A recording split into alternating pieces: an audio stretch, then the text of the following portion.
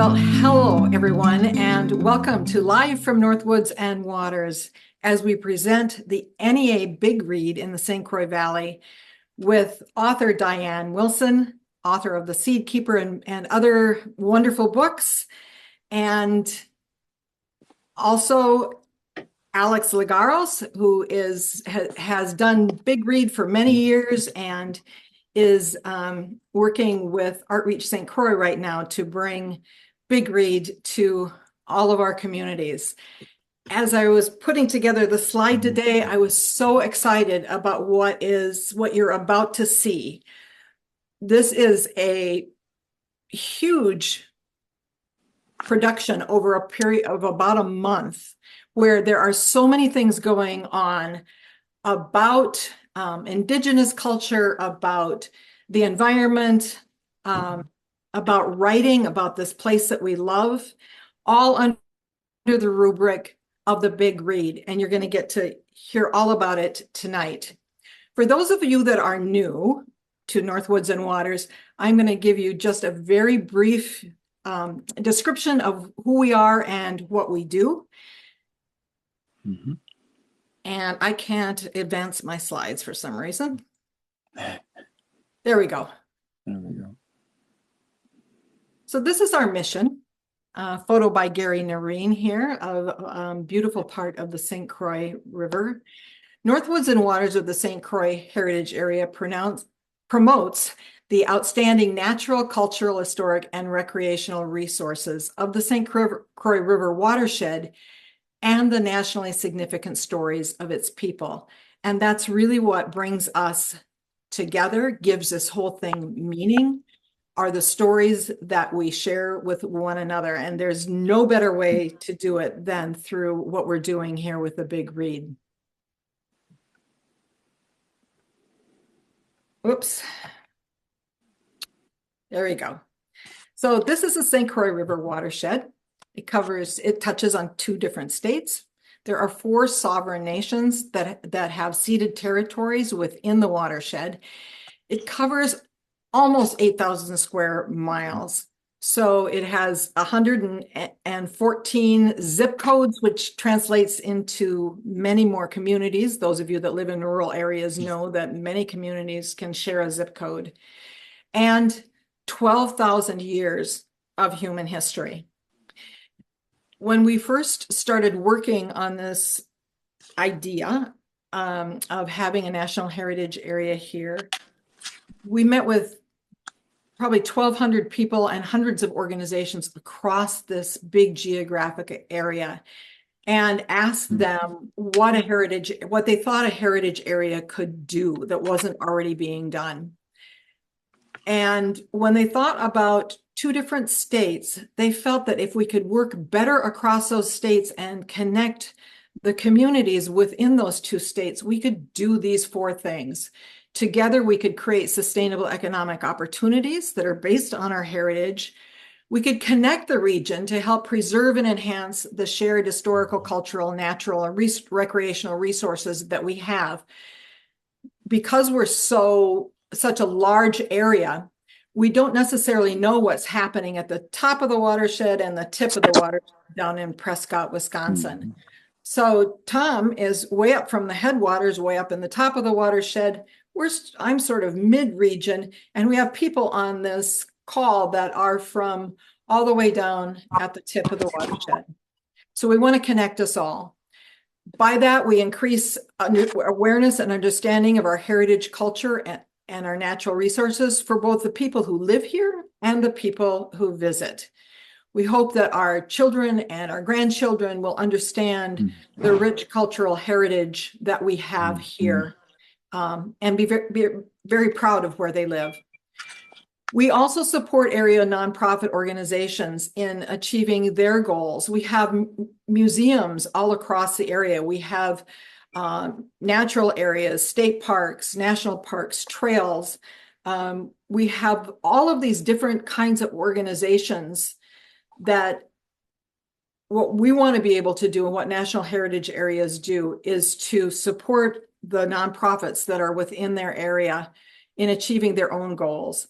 We have a grant right now from the St. Croix Valley Foundation to develop our capacity to do that. So we're reaching out once again to nonprofit organizations around the watershed and saying, hey, what do you need? What's your current status? What resonates with you about this idea of a national heritage area? Because as you see, the last goal is at some point we want to achieve designation as a national heritage area, which takes an act of Congress. So we have a symbiotic relationship with our community partners. Community organizations within NHA do what I just said. They protect, share, and celebrate their regional stories. And collectively, they tell a nationally significant part of the American story. They're all very different. They all have a very specific story that they tell. The National Heritage Area then acts as a regional backbone. It gives funding, visibility, technical expertise, volunteer power, and opportunities for people to work together to help nonprofits expand their impact. So National Heritage Areas are a pretty amazing place. If you've driven from Minneapolis to Des Moines, for instance, you've driven through a National Heritage Area. That's silos and smokestacks, tells our country's agricultural story. We want to be the 63rd one. We want to put national in our name and be North Woods and Waters of the St. Croix National Heritage Area. And so those are our goals, what we're working for at the current time. We are a group of volunteers primarily, although we have wonderful people like Anne, who is working with us. Also, Kate Seitz works for us on a consultant basis. But mostly we're a band of volunteers that believe in this idea and are working with people across the watershed to make it happen. It is my pleasure now to turn the microphone over to Thomas Wayne King, who is our moderator. Thomas and Debbie live by Solon Springs, way up in the top. I'm kind of pointing at it, aren't I? Way up there in the top of the watershed. So Tom has been is a prolific author, musician, composer,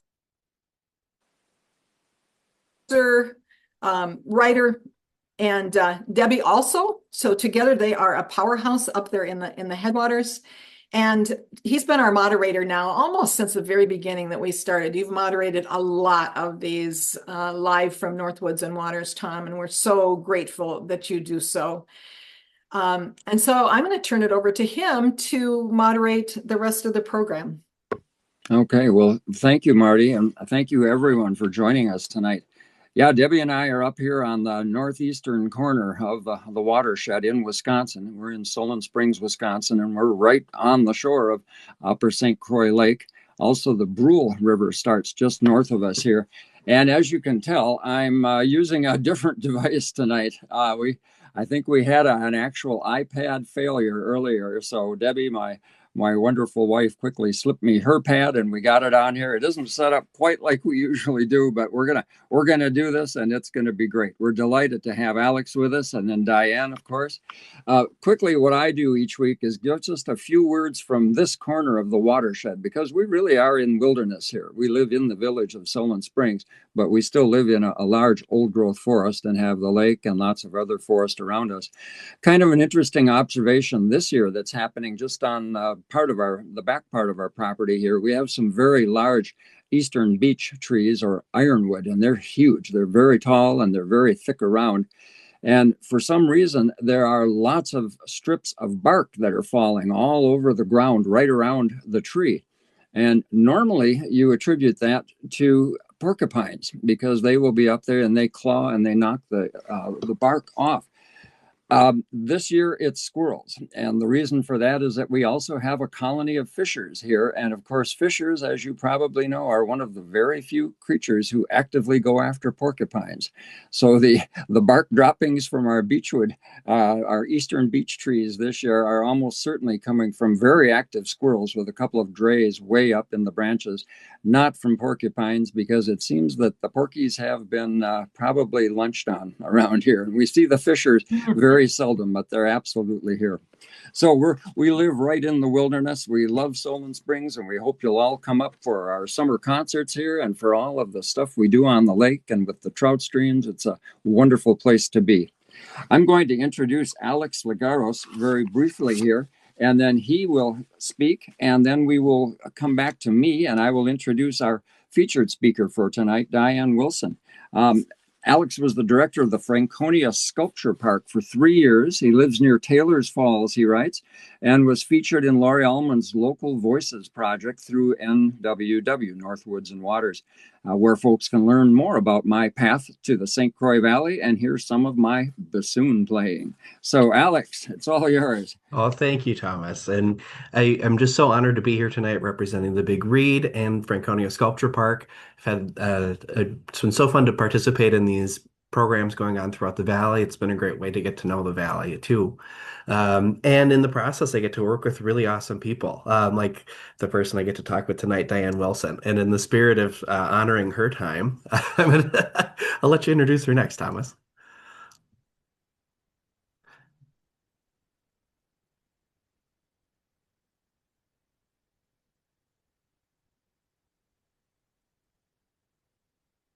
I think he's muted. Yo, we'll get this thing running here. Diane is a Dakota writer, educator, and bog steward enrolled in the Rosebud Reservation. Her novel, The Seed Keeper, won the 2022 Minnesota Book Award and is a selection for the 2026 NEA Big Read. She is currently working on a memoir, Mapping My Way Home, a story of love, loss, and a bog. And she was telling us a bit about the bog earlier. That sounds like a very interesting topic, and we're eager to hear more. So, Diane, welcome, and pardon the making it up as I go here, trying to keep this thing up. Welcome, Diane Wilson. Thank you. So, anyways, thank you very much, Thomas, for that introduction. And I would just like to say hamatakiapi, Diane Wilson namakiapia, bide wakantuan oyate hamatahaya, sichangu oyate ed omawapia.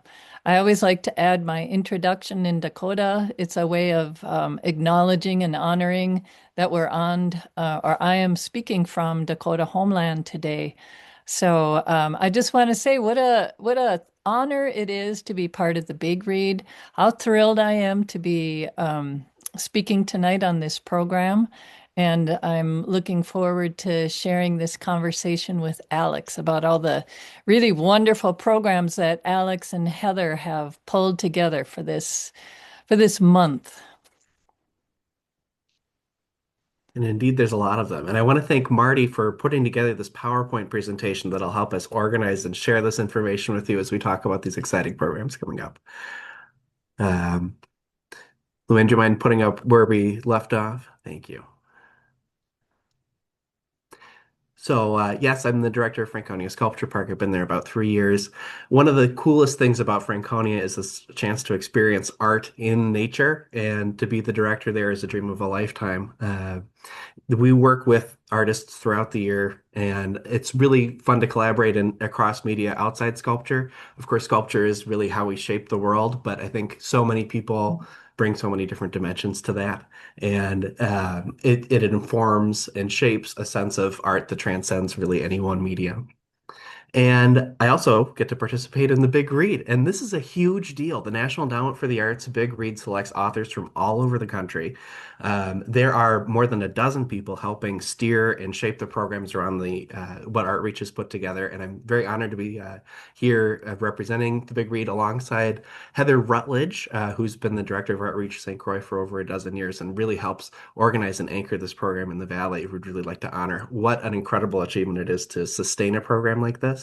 And how wonderful it is that we can celebrate a local author, especially one that's so talented and has so many things that are brought to a national level through this lens of not just the Seed Keeper, but where we are here on planet Earth. It is so cool, and I'm very excited for what's coming up. If you want to learn more about any of the programs we're talking about tonight, there's a really great brochure that you can pick up at any local library along with copies of the book. They all have extra copies of the book. The website, artreachstcroix.org/big read, also has all the links for registration for these programs. They're all free. Of course, we encourage donations to support programs like this. But this is again, it's a huge deal and a huge accomplishment. And hey, we get to start the month very soon. And the programs take place throughout April, and we're starting at Franconia Sculpture Park. Diane, I'd love to talk to you a little bit about why Franconia and what's going to happen here in a couple weeks, or well, yeah, 2 weeks. Well, I want to say first of all that I've had the honor of traveling around the country and doing big reads with other communities.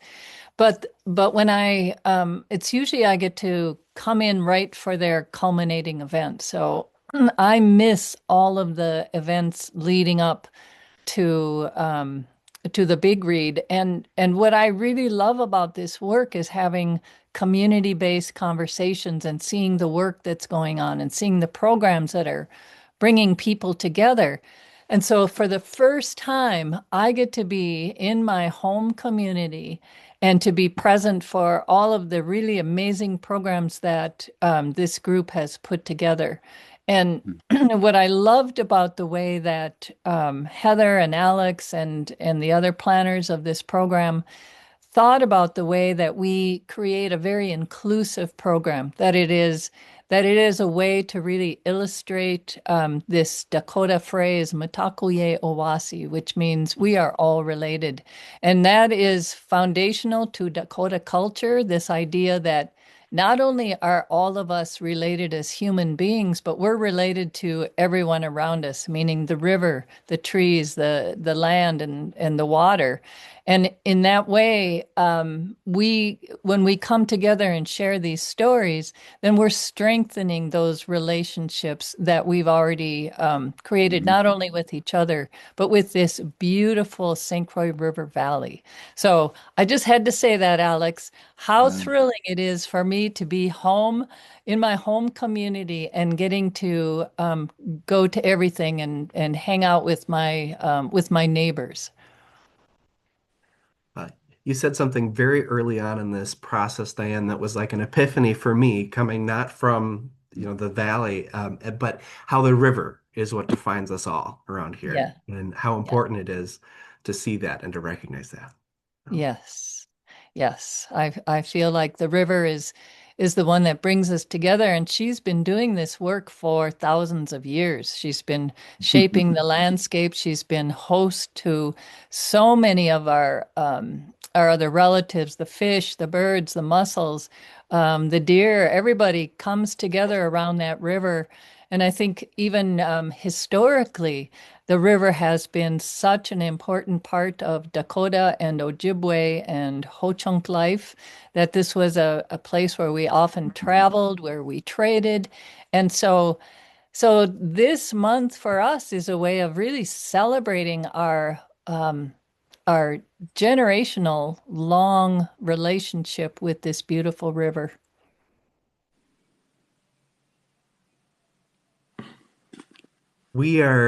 I think, what a great way of thinking about inspiring people to think. One of these cool open formats for us to engage and to think about that is this write-in with Arrow Broken Poetry Collective.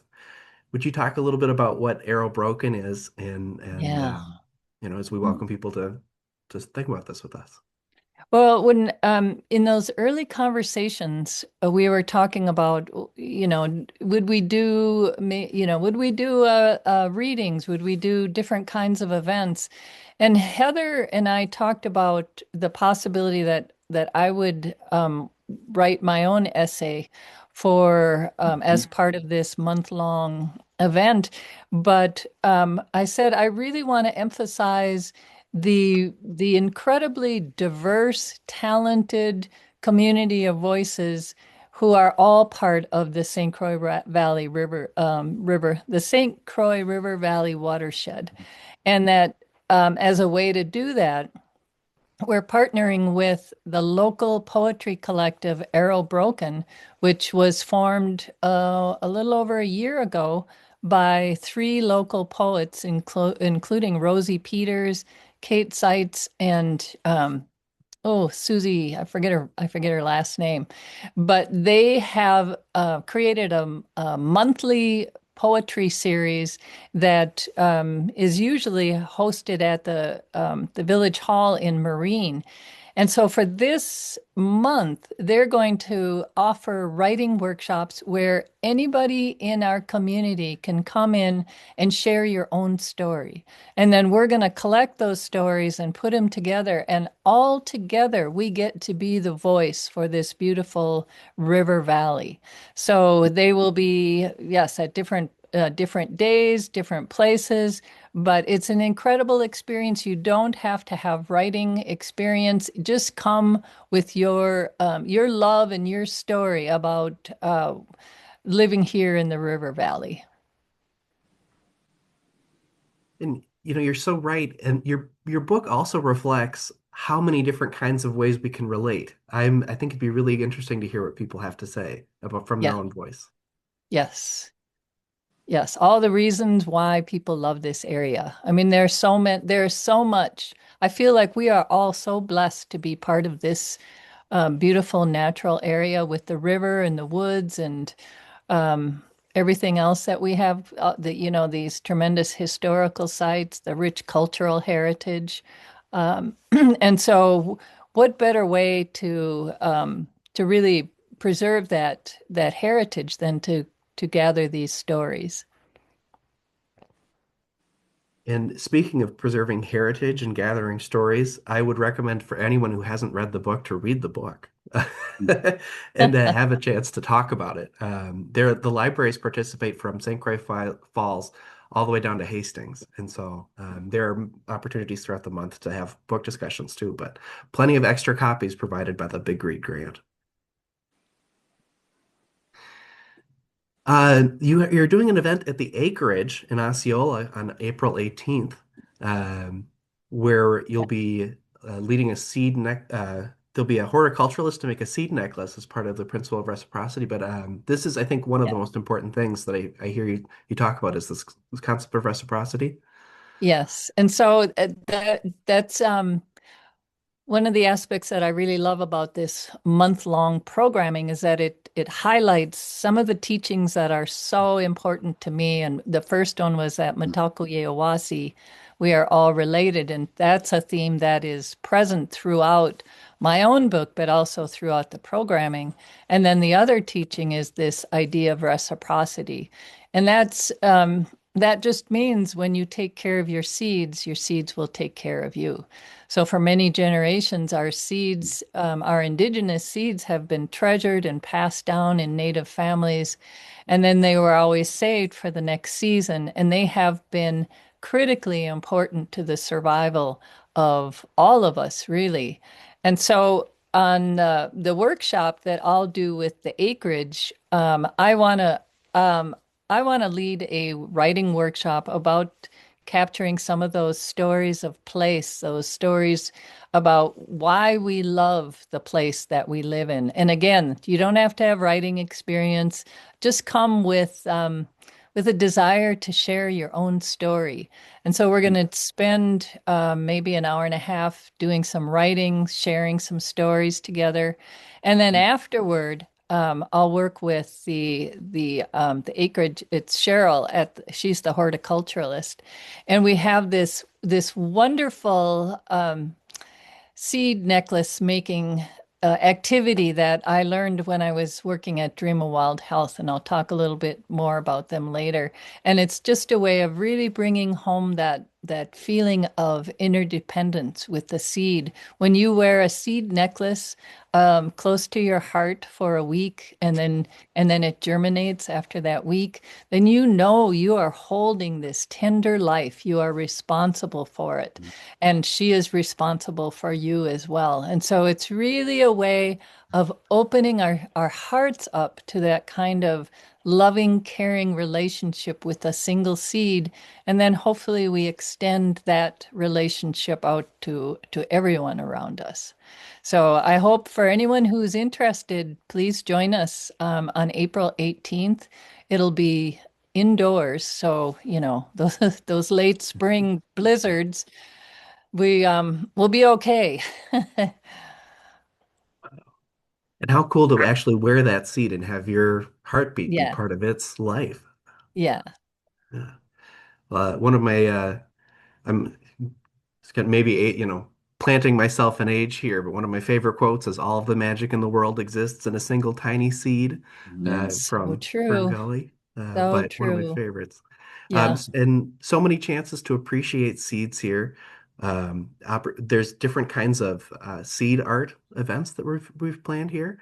I want to talk a little bit about seed arts for adults, since I think that's, whatever, that's me. But that's going to be led by Laura Brown, and she's from the Minnesota Center for Book Arts. She's also like a lifelong 4-H'er, a quilt making artist. She's been part of Northwest Folk School for years, and it has done like murals in the skyways and the cities and things. So, um, yeah, this is another kind of seed art, isn't it? Yeah. Yeah. Yeah. That should be fun.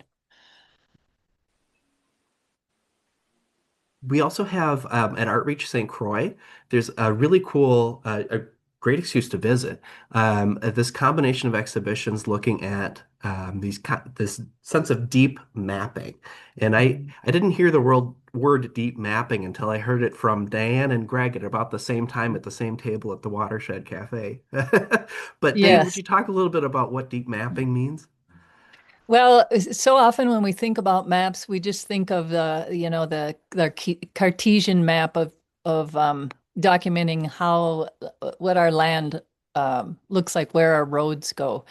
And deep mapping is a way of looking not just at the geography that you're living near, but also the beings who are on that land. So gathering the stories, gathering the artwork, the pottery, the shaping a story in a way that is multidimensional for a place is what we mean when we say deep mapping. It could be music, could be film. And so when you look at this month-long the month of activities, you'll see that in a way this whole Big Read is a form of deep mapping. We have the pottery, we've got the stories, we've got a film that's going to be shown one night, we've got writing, and all different aspects of exploring this area.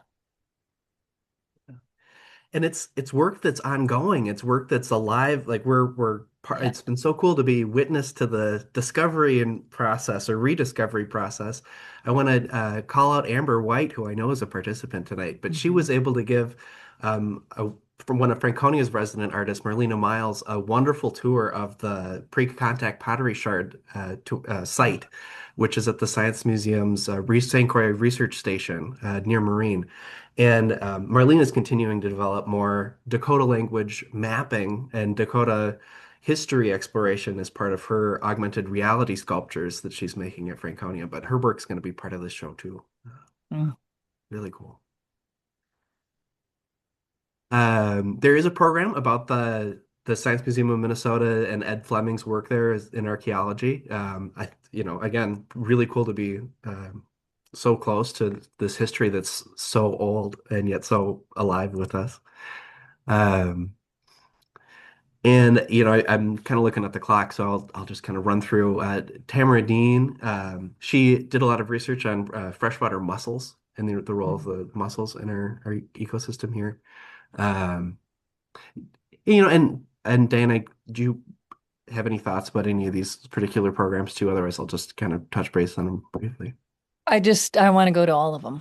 Yeah. Yeah. Yeah, that the program on the mussels is really fascinating to me, and then the rights of nature. This is such an important um issue for us all to be aware of. And then of course, listening to what the work that he's done, all of it, that's all worth seeing. Clear Yeah, your calendars. I mean, are ecosystems people? I think Yeah. that's a really interesting question. And we accepted that corporations are people. Yes, You know? and they are, Yeah. when I talk about we're all related. I mean, think of the earth as a being, think of the water as a being, think of the trees. So, the rights of nature starts to move towards documenting that and supporting that idea, which is very indigenous. Yeah. And the Ecuador has Yeah. enshrined it into law, and I think New Yeah. Zealand is doing it the same way. So it's Yeah. a cool way of thinking. I mean, as we're here Yeah. in And the even heritage here conversation. with the rights of wild rice, the Chippewa tribe has been working on that. So we're involved in this movement. Yeah. Hey, how exciting! How exciting! The last program, the culminating event, is a love letter to the St. Croix, and it'll be hosted at the FIPS on May 1st. Dan, this is a project you've been working on for a while. Yeah, and I'm really excited about this. This is the essay. I'll be writing an essay about my own relationship with the St. Croix River Valley, and in particular the land that I live on. But we wanted to bring together a group of storytellers from Oceti Sakowin, and I'm going to say a little bit more about that in one of my slides.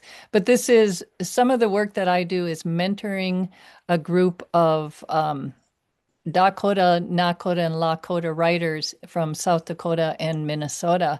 We have a group of about 15 women. We've been together a little over a year, and it's a way of uplifting the stories of these Dakota writers, and by bringing them back to this area, which is the homeland for Dakota people. It's also a homecoming for them, the ones who are coming from South Dakota. Rosie Peters is part of that group. I co-mentor it with Jean Nahamani Mani. And so they'll be coming on May 1st. We'll be at the Phipps Center and we'll all be reading together. So really excited about this event. And then I think at this point, I will share my slides. So thank you, Alex. That was fantastic. You got me all excited about all that's happening. Well, What? how cool! How cool! We can go so Yeah. many more dimensions here, you know? Yes.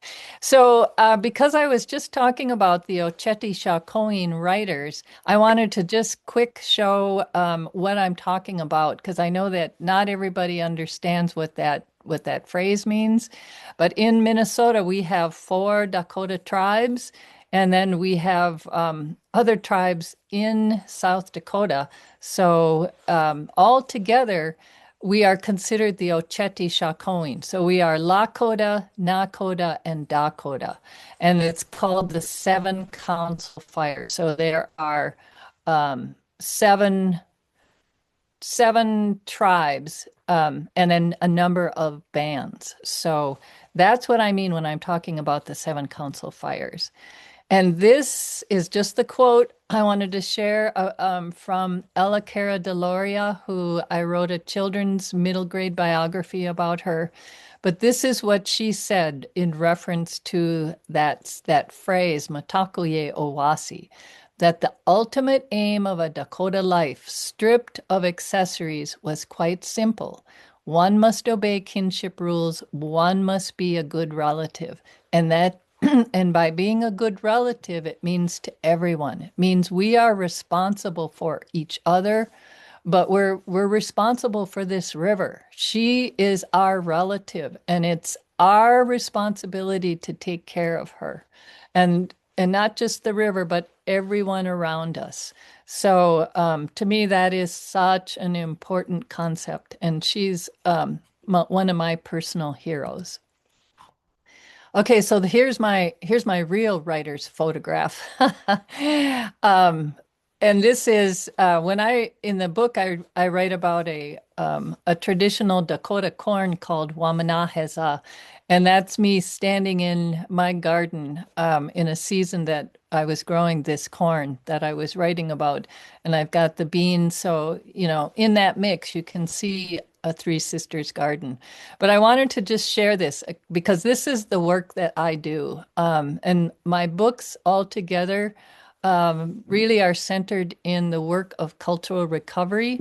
So I write about cultural identity, about historical trauma, about language protectors. And then The Seed Keeper is my book about our relationship with the earth and how deepening that relationship is a way of healing both the earth and ourselves. And I wanted to mention, so this is Dream of Wild Health, and we referenced them a little bit ago. But when I was, oh, this was probably year 2000, and I was doing all this work on my first book, and I heard about these very old, rare indigenous seeds that were being grown out by a tiny, bare bones little garden down in Farmington, and they had seeds that were descended from the original Cherokee Trail of Tears, that was corn. They had Hopi black turtle beans. They had indigenous tobacco that was said to be 800 years old.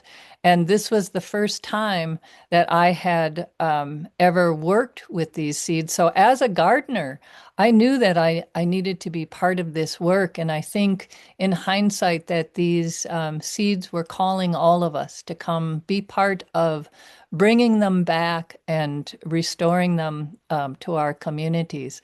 But at the time that we started this work, many of these seeds were almost gone. There was maybe a handful of some of these different varieties. And so it was really difficult work in the beginning to grow seeds out when you know that they may be the last ones of that variety.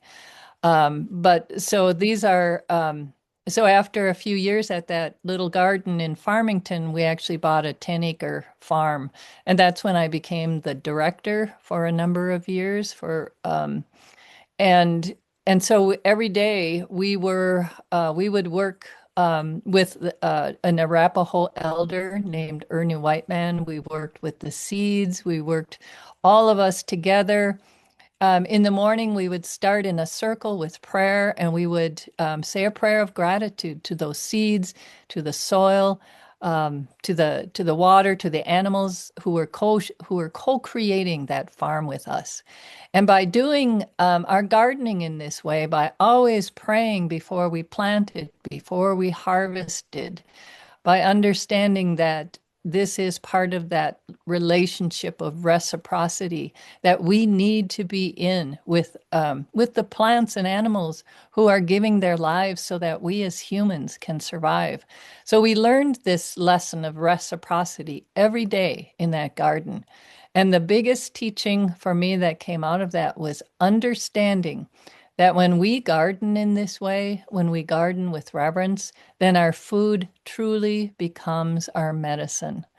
And as part of that work, I saw youth who came up, who were in our programs. They came up from Little Earth community.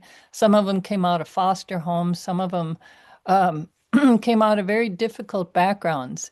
But what we saw is that when they had that opportunity to be on the land again, to be with around elders, to be learning their language, to be learning their culture and their reestablishing that connection with their foods, then we saw these youth transform. We saw them turn into leaders in their community.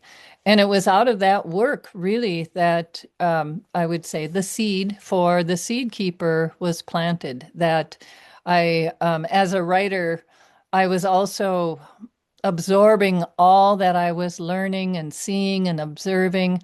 And it was coming together for me in a story that I wanted to share back with the world. And so when Ernie Whiteman, the elder, the Arapaho elder, said to me one day, he said, "If you can control the food, you can control the people." That's when I understood that I could tell the history of Dakota people through the story of what happened to our food. And so I wrote The Seed Keeper as a way to give back to those people, especially the elders who were so generous in sharing their knowledge with me. And I also wanted to celebrate that joy and beauty that is part of being in this relationship with seeds, with soil. I mean, all you gardeners know what I'm talking about, that it is such a gift to be able to work with plants. And so so the book was written as a way to share that, excuse me, share that experience use me, share that experience with a much broader community. I wanted to make sure that future generations understood the gift that we have been given from the generations who have saved their seeds. And that when we look back 160 years ago, there was no seed industry here in the United States. Everyone saved their seeds. And that for Dakota people, our traditional diet was based on foods that we hunted, plants that we gathered, and then the Three Sisters plants that we cultivated. And so that was a very healthy, whole food, nutritious diet that was also sustainable. So Dakota people started the very first original, local, organic, sustainable food system in Minnesota.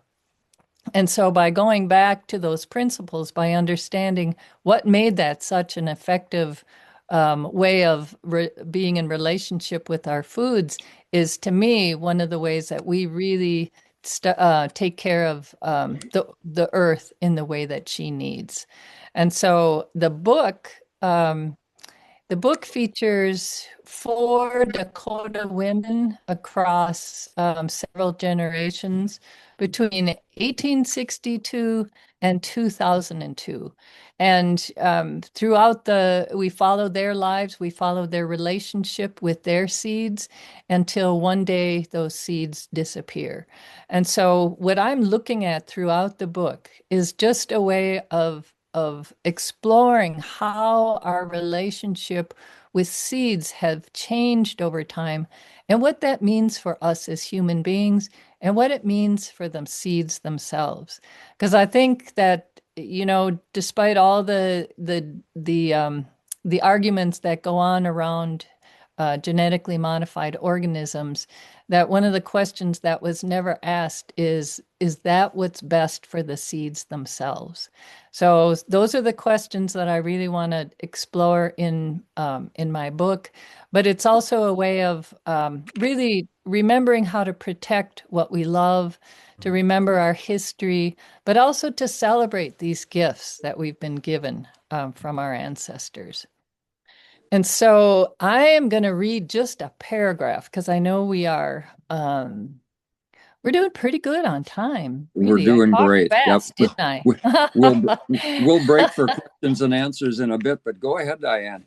Okay, I'm going to read just a paragraph because this is the main character is Rosalie Ironwing, and she's the one that when the book opens, she has lost a lot of her life, and she's trying to understand who she is and her relationship to the land. And in the beginning, she doesn't have any relationship to these seeds that have been passed down in her family for generations. So as she marries a white farmer and begins to garden, and that's where she starts to understand her relationship to seeds. And so I want to read just a paragraph from Rosalie when she has first learned to garden and is beginning to understand what seeds do in the world.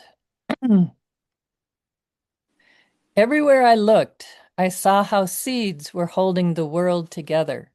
They planted forests, covered meadows with wildflowers, sprouted in the cracks of sidewalks, or lay dormant until the long-awaited moment came, signaled by fire or rain or warmth. They filled the produce aisle in grocery stores.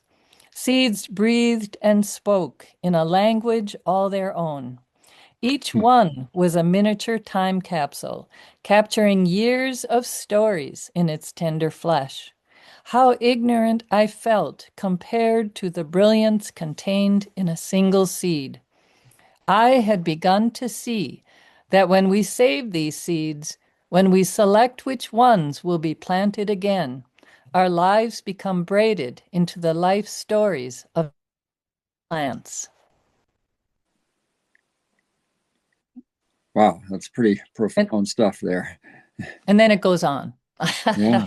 I won't tell you how it ends. Well, we're going to break right now for others to come in. Luann, if you'll put up the entire gallery there.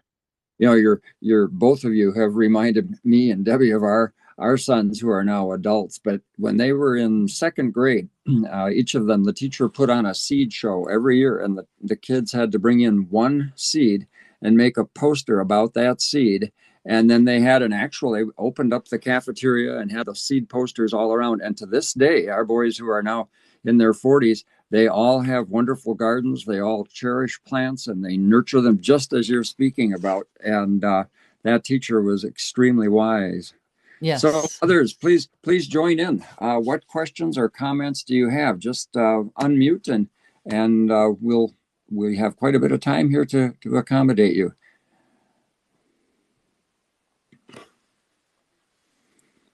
I have a question, Diane, for you from Lori Taguma, who was one of our previous live speakers, and from Dr. Kimmerer's book. But she asks, how does one harvest sweetgrass seeds?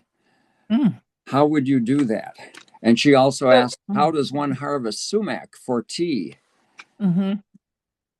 So sweetgrass, I have never harvested those seeds. I've only transplanted plugs. So, you know, from my understanding, it's a little difficult to, you know, I should say, just in my experience, that's how I've had the best luck with sweetgrass, was transplanting plugs that were given to me. So I can't answer that, and I have not harvested sumac. So my experience with seeds has been more with cultivated garden seeds and less with foraged plants. Sure. Okay. So what inspires you, and also what nourishes or keeps you going during difficult times in your view of the world? And it has been some difficult months here in Minnesota. And I have to say, well, just today, I just happened to be looking out the window at the right moment, and I got to see the bluebirds land on my feeders, even though, well, they must be, you know, they're back, but the ground is still covered with snow, so they're desperate enough to come to a seed feeder. But to see the bluebirds come back, and then at the same time, I saw the red-winged blackbird also at my feeder, and then I heard this morning a sandhill crane. And that is what inspires me every day. When I get to walk outside, no matter how dire those headlines are, I get to walk outside and I get to see birds in particular, but all of the animals that we're so blessed to see in this area. Lots of deer, always, and coyotes singing at night. I mean, any interaction that I can have with the wild is what both inspires and sustains me. And if I'm having a tough time, going outside and working on the land. So I've got a real prickly ash issue, which everybody who knows me has heard about. So but I will go out there and work with that prickly ash. And because I have a section where they have really taken over, rather than call them an invasive, because prickly ash is a native plant with lots of gifts, I make sure to offer my tobacco and my prayers. I thank that plant. And then I ask for permission. I say I have to remove because we're out of balance here on this land. So those are the steps. Getting hands-on is what both inspires and sustains me. Yeah, thank you. That's Yeah, very inspiring. Rebecca, hi. Do you have something you want to ask? Hey, Go ahead. well, I'm just thinking a little more globally, but wanted to thank everybody for all their um, comments and presentations, and this is such a wonderful opportunity and such a great conversation to have. But Diane, I was wondering if you were um, uh, knowledgeable about the International Seed Bank in Norway, and if so, do we have local seeds that have been contributed to this fabulous place where my understanding is seeds are buried underground to be perpetuated forever. And I would just love to know that some of our local seeds have gone to this place so that they'll survive globally for eons, which gives me hope for the world. Yeah. And that's so you're speaking of Svalbard, which is Yes, I am. built right into the side of a glacier. But I just want to offer, because I do appreciate the work that they're doing globally, so that countries that are faced with devastating natural disasters have a place where they can preserve their seeds, and in the eventuality that they are wiped out, say that there is a place in which they can come and access some of their seeds. But I want to also offer another perspective on that, because for one thing, the glaciers are melting, so there is no permanent source of storage. The other thing is seeds are living beings, so that seeds have to be grown out periodically because they will lose their viability with each passing year. The colder they're kept, the slower they lose that viability, but they're still losing it. And if you're not growing out your seeds while our climate is undergoing such drastic change, they don't have an opportunity to adapt to our changing climate. So think of Svalbard as a worst case scenario. That's where we keep our natural disaster inventory of seeds. But to me, if you really want to preserve your seeds, what you do is you grow them out in your garden, and then you share them with your neighbors, and you share them with the people in your communities, so that if I get hail and you have coyotes and somebody else gets, a pest, then that hopefully one of us is going to have a crop that survives. So for me, the best way to preserve seeds is very grassroots. It means we are growing, we're eating, we're preserving, and we're sharing. We're building community around our seeds. So I love the idea of the seed libraries, where we continue to send those seeds out so that they're adapting. We're sharing, we're creating food, and then and then as that backup, you have your Svalbards, you have your seed banks. But always remember, those seeds are living beings, and that's why an elder I talked to said we don't call ourselves seed savers, because we're not putting these seeds away like we would in a bank. We are seed keepers, because what we're doing is holding those seeds and protecting them for the next season and for the next generation. So always think of them as a living being needing to be in the world. They need to be in relationship with us. They need that relationship. We need that relationship. So glad you asked that question, because Yeah. Yeah. I think about that a lot. That was an excellent question and an excellent response. I've learned so much here. Do others have things you'd like to speak? Is someone in the chat there? I don't have that available on my screen here, it looks like. Marty? Yeah, Chris I'll go Fowler. in. There's a couple questions here. And I'm running short on time, so just real quick. Is there a seed exchange program in the St. Croix Valley? Boy. Does anybody know if there's a seed exchange?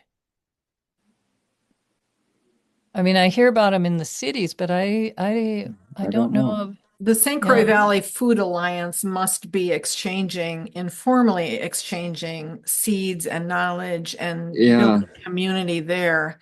I don't know of anything formally, but boy, they'd be a great place to start Yeah. with something like Yeah. that. because they're already so organized with one another. So Yeah. Years ago, when we had the folk school over in the Ashland area, we had a seed exchange, but I think it has dissolved at this point. we have a seed exchange among our family. We have a garden party every year and exchange seeds and dreams for the garden for this year, as we were all thinking about where we're going to go with our gardens and what we're going to do this year. It's an exciting preparation time as we move out of the winter.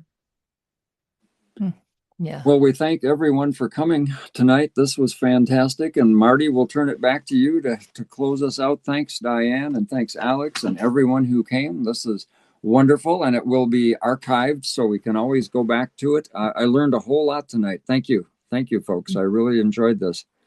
It truly has been a fascinating discussion. I feel inspired, motivated. Yeah, I feel like I feel relaxed too and hopeful for what is going to be happening. What you have on your screen now is another event. Like, are we going to need all of these events? Yet another event, but this is a great one. It's called Once Upon a River.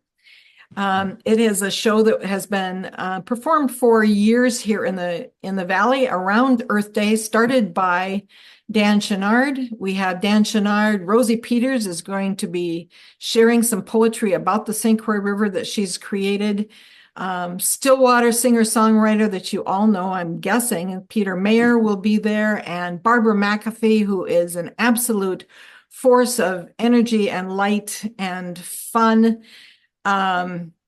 Oh my gosh, we have conservation partners that are there with us, and and we get to go back to the historic auditorium, which we've not been in for years now. It's all been renovated. They just got a big historic renovation award. And so we get to go back there. So tickets are on sale. They are going to go quickly. Last year we were at the high school and sold 400 tickets, and we only have 250 to sell. It's the max that we can put into the auditorium. So that's another opportunity, not formally a part of the Big Read, but certainly fits into this timing of coming out of winter and thinking about our all of the things. So yes, I want to add my own thanks. This has been an absolutely fantastic evening.